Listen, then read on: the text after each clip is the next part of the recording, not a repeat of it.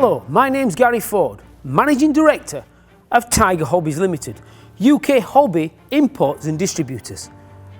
And welcome to part 8.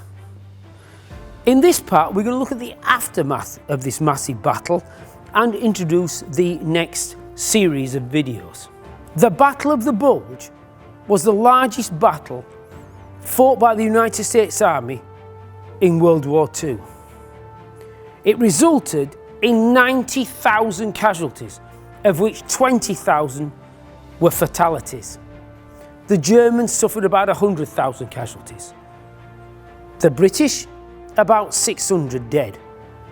Now, this is why the British part is kind of played down by both British political system, senior military and the press, because you simply can't compare the British casualties to what the Americans suffered, and this is why the British part of the Battle of Bulge was quite rightly played down. The US Army's casualties in Europe in World War II, that's Northwest Europe and Italy, came to about 550,000, of which 150,000 were dead, including a further 42,000 in the air campaign and naval casualties. A huge proportion of those casualties happened in the period covered by this video. The West Wall, or the Siegfried Line, resulted in about 230,000 American casualties. As I said earlier on, a true American horror story in World War II. Just the amount of casualties and the amount of fighting the Americans had to do to bust through to Germany and the later part of the Second World War. The US Army wasn't perfect in the Second World War, especially when you look at things like racial segregation, and many young Americans may at the time have had views not compatible with how we live today. But let's remember, hundreds of thousands of young Americans died for that flag behind me to get rid of Nazi tyranny in World War II.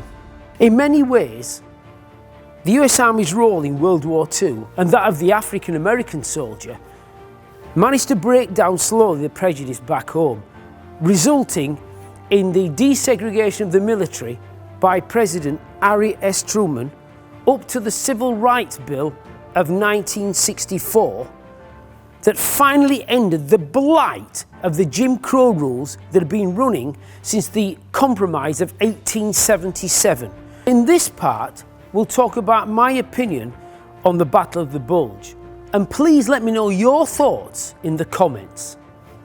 If the Germans had succeeded in getting to Antwerp and cutting the Allied army groups in half, would it have made a difference to the total outcome of the war? No, I don't think it would have.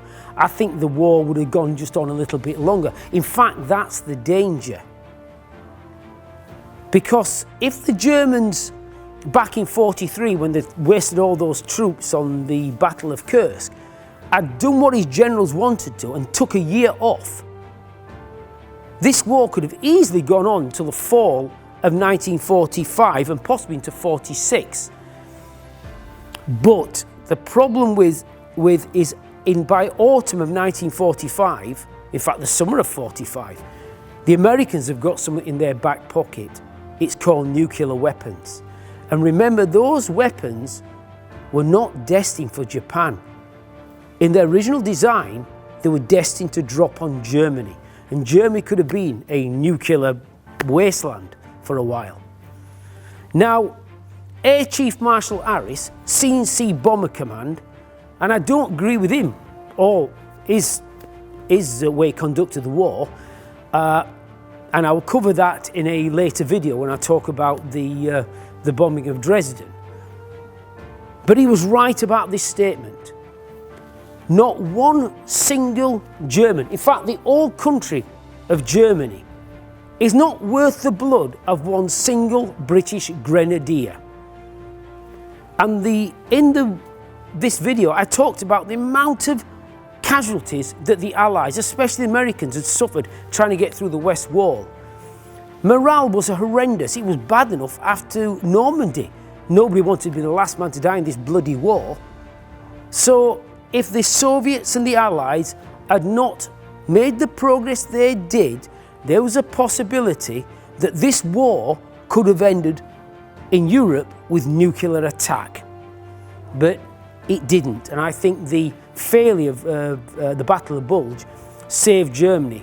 Not Nazi Germany, sod them, but it saved the Germany of today, a fantastic country right at the heart of Europe. In the next series, we'll leave Europe and go to the Pacific, where we'll look at one of the most brutal battles in the Pacific War. Early in 1945, on the island of Iwo Jima. Now, this will result in about 27,000 US casualties and quite a few Japanese. But it was in such a small area, just like the Ertigan that was 54 square miles. This is just 8 square miles, no more than 5 miles long, 2 mile widest. An area of black sand with a mountain at the end called Mount Suribachi, which would result in one of the most iconic photographs of World War II as the US Marines raised their flag over Mount Suribachi. So, in episode 4 of Tiger Hobbies, D-Day to VJ Day, we'll go to the Pacific. It will be hell in the Pacific.